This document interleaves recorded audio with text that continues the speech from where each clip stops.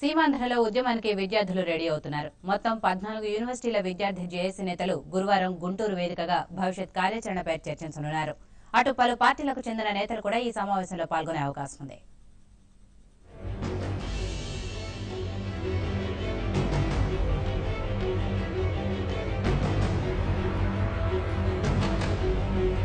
తెలంగాణ ఉద్యమం ఉవ్వెత్తున ఎగిసిపడుతున్న నేపథ్యంలో అటు సీమాంధ్ర విద్యార్థి సంఘాలు కార్యాచరణ రూపొందిస్తున్నాయి. భవిష్యత్ ఉద్యమంపై ప్రణాళిక సిద్ధం చేసేందుకు గురువారం 14 వర్సిటీల విద్యార్థి జేఏసీ నేతలు గుంటూరులోని నాగార్జున విశ్వవిద్యాలయంలో సమావేశం కానున్నారు.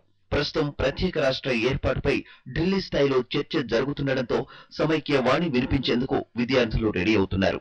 ఒకవేళ కేంద్రం తెలంగాణకు సానుకూలంగా నిర్ణయం తీసుకుంటే ఏ విధంగా పోరాడాలన్న దానిపై చర్చించనున్నారు.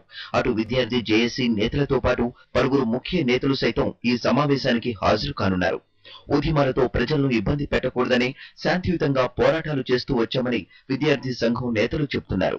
రాష్ట్ర విభజన చేయడానికి కేంద్రం అంగీకరిస్తే పోరుబాట పడతామని సమైక్యాంధ్ర విద్యార్థి జేఏసీ గౌరవాధ్యక్షుడు నరసింహారావు స్పష్టం చేశారు.